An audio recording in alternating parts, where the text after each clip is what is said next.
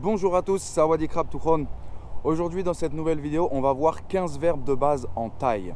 Donc les 15 verbes de base, on va voir les verbes qu'on utilise le plus au quotidien. On va commencer par le verbe être qui se dit pen, comme le stylo en anglais, pen. Ensuite, il y a un deuxième verbe être entre guillemets qui est dans le sens se trouver quelque part.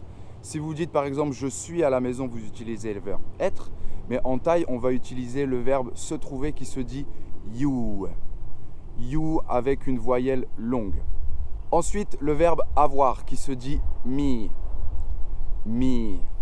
Le verbe aller qui se dit paille, comme une paille pour boire en français.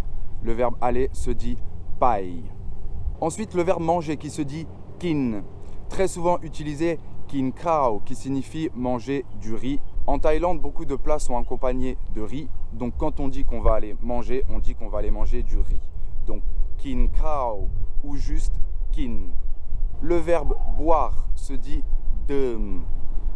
Dem. Cette voyelle est assez compliquée car on ne l'a pas en français. C'est un peu entre le E, le U et le EU.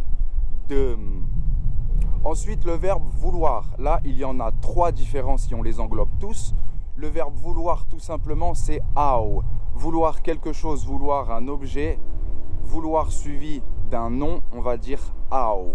Ensuite, il y a vouloir suivi d'un verbe, se dit yak. Par exemple, vouloir manger, je veux manger, on va dire yakin. Si on dit ao kin, c'est faux. Vouloir suivi d'un verbe, ce sera toujours yak. Donc yak kin, yak dem, je veux boire, yak pai, je veux y aller, etc., etc. Et le troisième des verbes vouloir qui est plutôt dans le sens je voudrais, c'est ka. C'est une manière de demander quelque chose poliment. Par exemple, si vous allez au restaurant, vous n'allez pas dire je veux le menu, vous allez dire je voudrais le menu.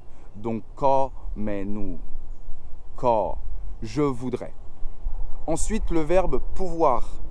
En thaï, c'est pas vraiment un verbe, c'est plus dans le sens c'est possible de faire quelque chose. C'est dai. Vous avez sûrement entendu déjà may dai. Ne pas pouvoir, c'est impossible.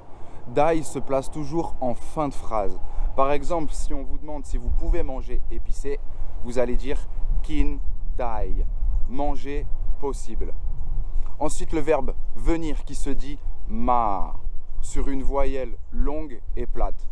Faites bien attention avec les tonalités de ma, car si vous vous trompez de tonalité, ça peut également dire le chien ou le cheval. Donc le verbe venir ma sur un ton plat et long. Ensuite, le verbe aimer. Comme en anglais, il y a 2 différents niveaux. Il y a aimer quelque chose tout simplement et aimer d'amour. Donc aimer, si on compare à like en anglais, c'est chop. Chop. Et aimer d'amour, rak. Rak. Ensuite, on peut également dire aimer la nourriture, c'est délicieux, on va dire aroy. Mais aroy n'est pas un verbe. Le verbe regarder se dit doux, comme quelque chose de doux en français, sauf qu'on va utiliser une voyelle longue. Doux. Le verbe faire se dit tam. T plus une expiration am. Tam. Le verbe savoir se dit rou. Rou. Parler se dit put. P expiration put. Put. Le verbe dire se dit bok sur une voyelle très courte. Bok. Et enfin, pour finir, le verbe comprendre se dit kao jai. Kao jai.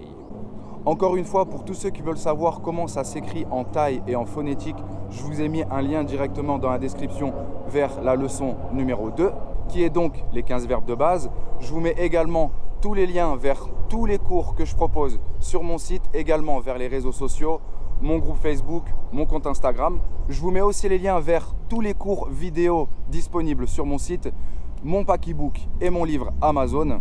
Si vous avez des questions, n'hésitez pas et on se retrouve dans une prochaine vidéo. Sawadee Krab.